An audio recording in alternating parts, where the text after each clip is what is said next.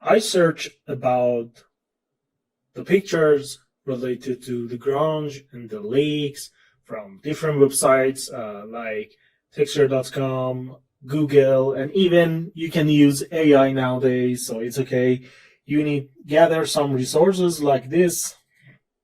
Okay, let me show you this one. Okay, so this is the image that I found in the internet.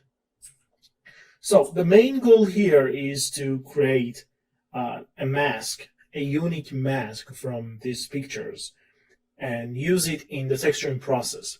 So in this way, we have a good detail, we have realistic flow on the surface, and we can add more natural feeling on the surface too. And beside of that, you can study these images too.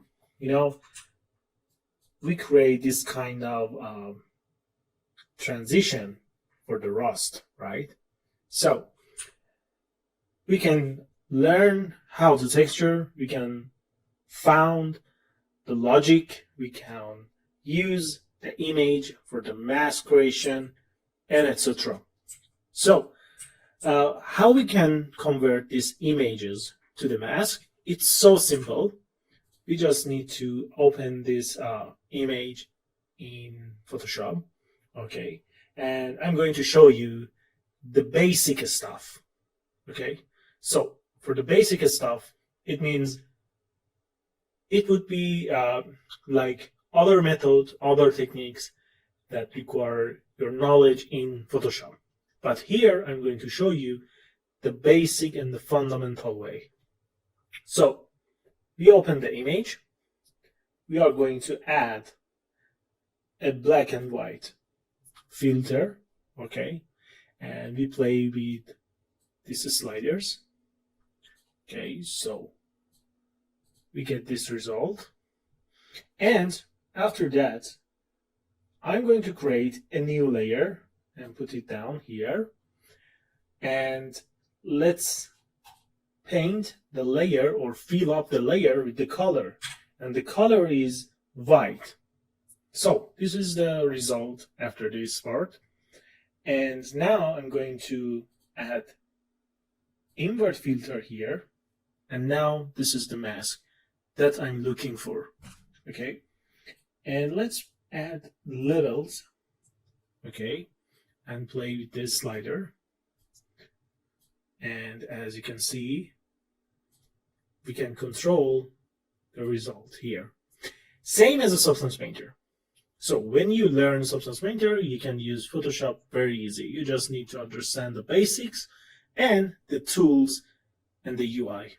So this is how we create mask. And now let's go load something else. For example, this one. Okay. And the same way, let's add black and white filter. Okay, and now I'm going to play with the slider to get this part black and this part white. So, okay, that's it. And now it's time to add invert. And because we don't have any transparency, or we don't need to have background here in this image, so we don't need to add new layer, fill up with the black or white. We are done. We just add black and white, the invert, and at the end, the level. Okay, so with the level, I can control the whole image. Like this.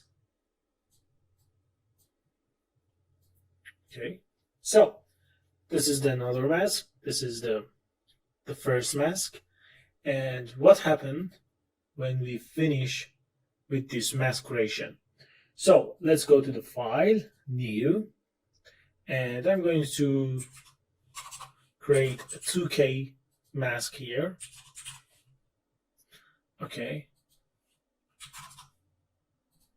and we just create a new image, and we need to convert these filters and the image to one single layer and transfer all the data to this canvas. Okay, so let's do that. I'm going to merge visible. Okay, that's it, and I'm going to use M as a selection and select the picture. Control C for copy the data, and in here let's change the background color to black, and let's use Control V for paste the data. So after that we can control the position, and we have the mask sheet here. Okay, so exactly the same process for this one.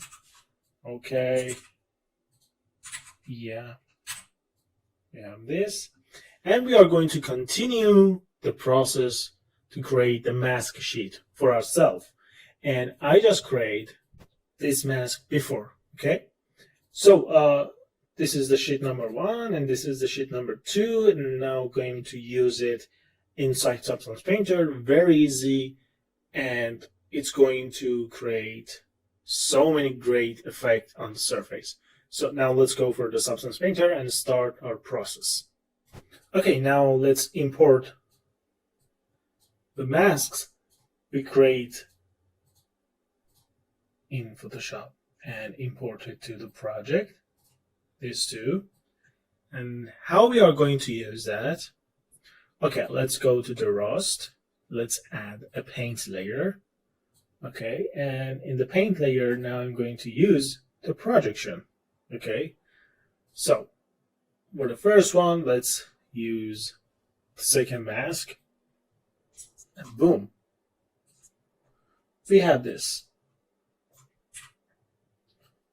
So now I can paint the mask here. Okay, let's remove this. And with the projection, we are going to project data from the image that we load and put it on the surface, depending on the view. Okay, so we can continue this mask with this, like this one. Okay, it's okay. And with holding S on the keyboard, you can control this picture. Okay, with the right click, you can zoom in and zoom out. With the left key on the mouse, you can rotate. And with the shift, you can use a rotation snap. Okay, and yeah. Okay, I'm going to use this. And yeah. Okay, so let's pan this picture with the middle mouse button. Okay, and yeah, I can add all the data here. So let's go back here.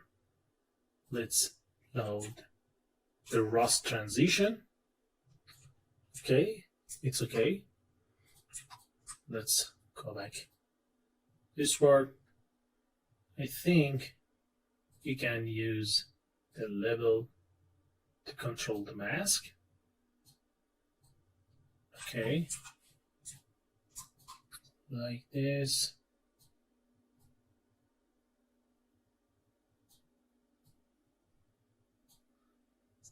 And we have the second transition. Yeah, I think it's okay. Maybe we can make it light. Okay, or something like this. Okay, for the second transition, let's keep it off, and this is rust transition number 1, and we are going to keep it in this way.